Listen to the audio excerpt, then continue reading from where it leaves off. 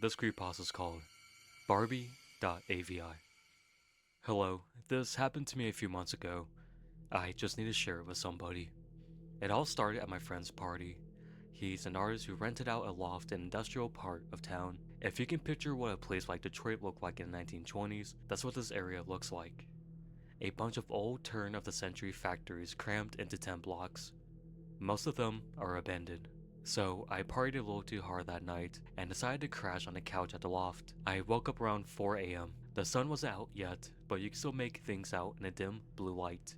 I went to the bathroom, carefully tiptoeing around the people that were passed out on the floor. As I was taking a piss, I looked out the bathroom window and saw the panorama of deserted urban decay. I remember how much I liked places like this. It was so dark and devoid of life, and strangely serene. I went back to the couch and tried to fall asleep. After 45 minutes of staring at the ceiling, I decided I didn't want to be there any longer. So I swallowed my pride and decided to wake my girlfriend up to beg her for a ride. Since walking around the vacant streets at this time was not an option, being an awesome girlfriend, she was totally cool with it. She told me she'll be there in about a half hour and that she'll give me a call when she was outside. My phone died 10 minutes later, so I decided to sit by the window and watch for her car. I sat there for a while. Eventually my eyes started to get heavy, and I began to doze off. A crashing noise outside woke me up. It wasn't loud, but enough to snap me back into reality. I looked out the window and scanned the area, but didn't see anything. However, across the street from the loft, near a mountain of garbage bags and one of those enormous dumpsters, I did see a computer and monitor smash against the floor that hadn't been there before. When my girlfriend arrived, I went downstairs and greeted her, just as I was about to get in the car. I remembered a friend of mine who'd blown out his power supply, so I decided to walk over to the dumpster and see what I could salvage. The monitor was worthless, but the tower seemed to have suffered almost no damage, so I put it in the trunk and we drove off.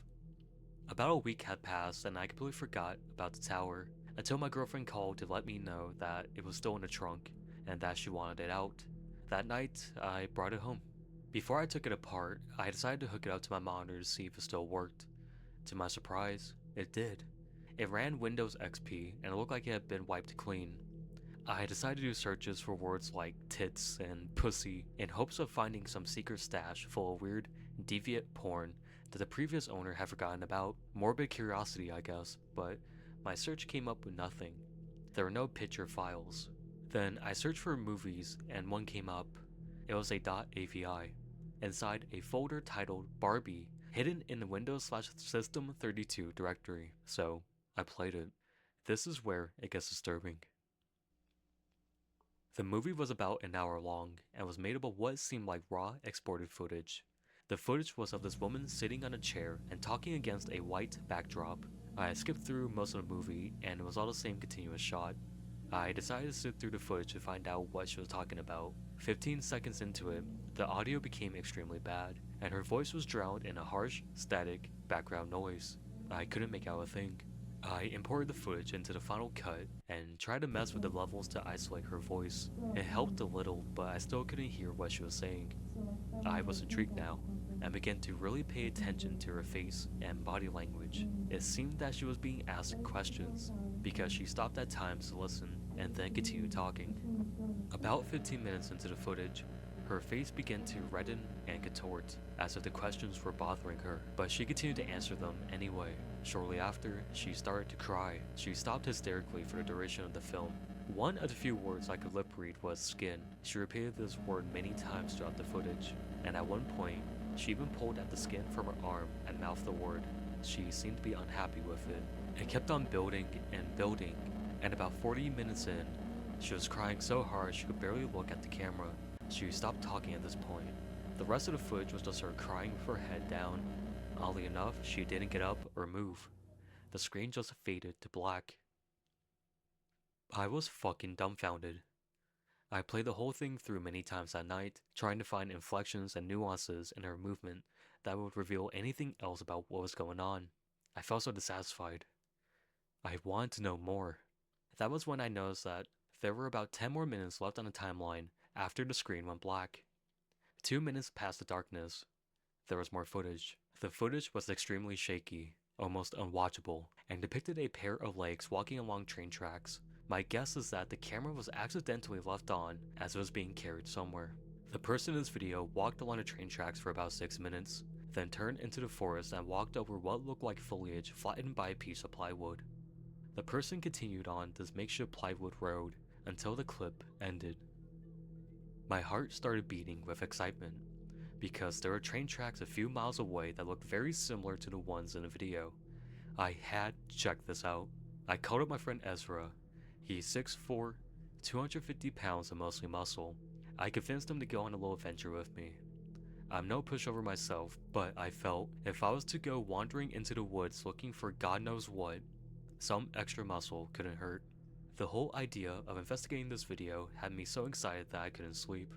The next morning, on a sunny Saturday, I took my flashlight, camera, a 7-inch cut bar knife with matte black finish and serrated edge, and went to go pick up Ezra.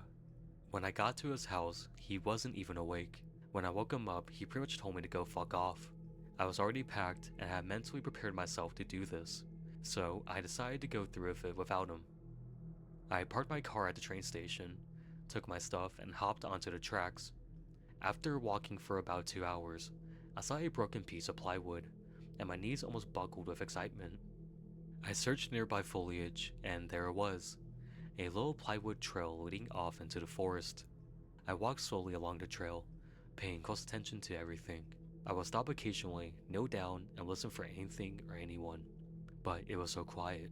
This was one of the most nerve-wracking things I've ever done. I didn't know what to expect at the end of this trail. The dense tree line gave way to a little island of grassy field, and then I saw it, a house being consumed by the forest.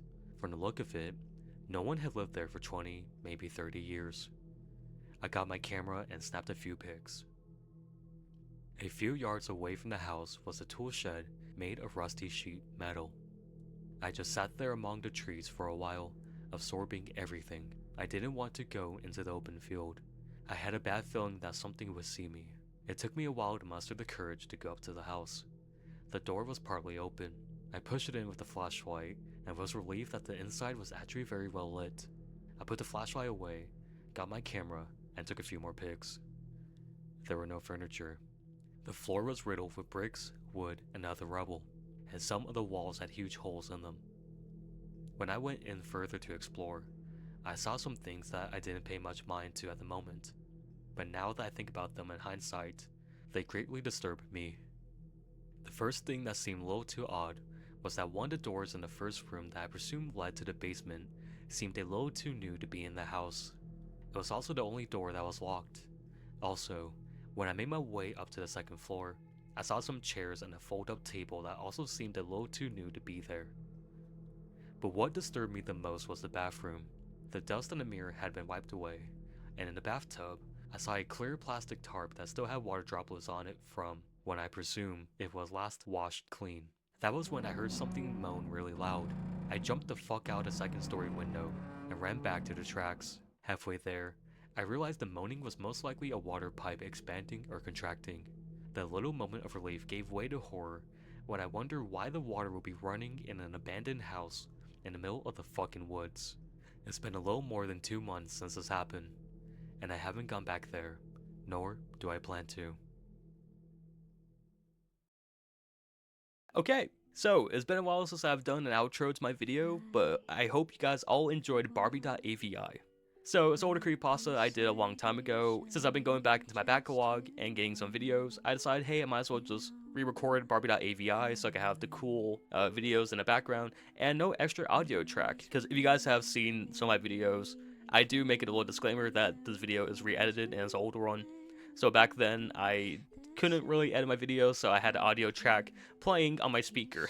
I know it wasn't the best. It worked for what I was trying to do. But now, since I'm in a position where I can actually edit my videos and make it a lot better, I just want to redo the story to give it justice. So if you guys did enjoy it, please consider leaving a like. It does help with the channel with the whole algorithm thing. And if you do want to see more, feel free to subscribe. I do post creepypasta content 3 times a week and mostly daily YouTube shorts. Every now and then I do kind of run out of content, so I might repost some YouTube shorts, so if you do see doubles, I just ran out of stuff. But outside of that, I have nothing else to say. Thank you so much for clicking on this video, it means a lot to me, and I'll see you guys later. Bye everyone.